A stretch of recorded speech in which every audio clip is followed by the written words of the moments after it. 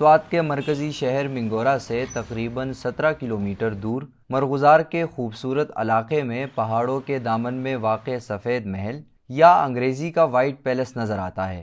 اگرچہ آج white palace hotel کے طور پر استعمال ہوتا ہے، لیکن ریاستی دور میں یہ سوات کے بادشاہ کا محل ہوا کرتا تھا۔ جدید سوات کے بانی میاں گل عبد الودود، جو عوام میں باچا صاحب کے نام سے مقبول تھے، انہوں نے پاکستان بننے سے پہلے یعنی 1941 میں سفید محل کی تعمیر کروائی۔ کہتے ہیں کہ گرمیوں کے موسم میں سوات کے والی زیادہ تر وقت اسی محل میں گزارتے اور ریاست کے اہم فیصلے بھی اسی محل سے جاری ہوا کرتے۔ آج تک سفید محل اسی طرح قائم ہے اور اپنے آنے والوں کو ریاستی دور کی عکاسی کرتا نظر آتا ہے۔ لیکن سوال یہ ہے کہ سعید شریف میں مقیم باچا صاحب کو مرغزار میں سفید محل تعمیر کرنے کی ضرورت کیوں محسوس ہوئی؟ ہم یہی سوال لے کر شہزادہ شہریار امیر زیب کے ہاں چلے گئے۔ شہریار امیر زیب والی سوات کے پوتے ہیں اور علاقے کی سیاست میں فعال کردار ادا کر رہے ہیں۔ انہوں نے ہمارے سوال کا جواب کچھ یوں دیا۔ دا به دا چل کېدو چې کله به د ګرمیانو موسم راغی نو په ورځ کې باچا صاحب چې نو هغه والیو میاګل عبدالودود چې هغه والیو په ورځ کې میاګل عبدالحق جانزیب لانه په ورځ کې نو دیو په ګرمیانو کې دا چل کول چې په ګرمیانو کې دیو او فیملی چې و نو دیو به د مرغزار طرف ته لاړو، خو د مرغزار نه ښه پوره دننه چې تاسو په د ایلم درې کې لاړ شئ نو هلته یو ځای نو هلته دیو وړه ورته کې بنګله جوړه کړې وه، سرباب به یې ورته نو دیو به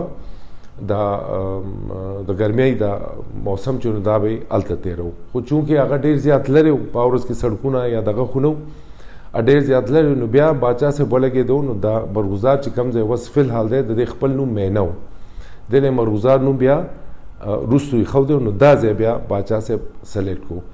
خو د جوړولو د دې بیک ګراؤنډ دا دی چې باچا صاحب جو په ورځ کې خو یونایټډ انډیا وه، پاکستان او هندوستان خو په ورځ کې نه و، نو باچا صاحب په ورځ کې تللی و بامبې ته تللی و، نو چې هغه راجستان باندې تېرېدو نو هلته یو مهاراجا و، نو هغه باچا صاحب چې دی هغه یې میلمه کو۔ بس راجستان یو داسې ځای دی چې هغه ټول دغه دی ډیزرټ دی، لکه ګرمي ډېره زیاته وي، نو هلته زیات په دې آبادو کې د ماربل استعمال کېږي، ځکه ماربل دا دی چې یو یخ تاثیر ورکوي۔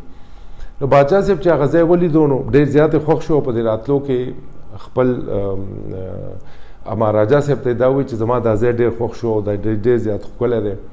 خیر باچا صاحب پکې بامبې ته لاړ، د بامبې نه بیا واپس سوات ته راغی، نو څه موده پس چې نو هغه مهاراجا چې و نو هغه ولګېدو نو د هغه ځینې یې ماربل او کاریګر راولېږل، نو ځای خو الریډي باچا صاحب یو سلیکټ کړی و، ځکه چې سرباب دیو ته ډېر زیات لرې پرېوتو، نو هغه ماربل چې و هغه په دې وایټ پیلس کې بیا استعمال شو، په دې باندې کنسټرکشن دی په 1939 کې شروع شو اور پر 1941 کی دا کمپلیٹ شو۔ سفید محل میں باچا صاحب کا کمرہ آج بھی اپنی اصل حالت میں موجود ہے۔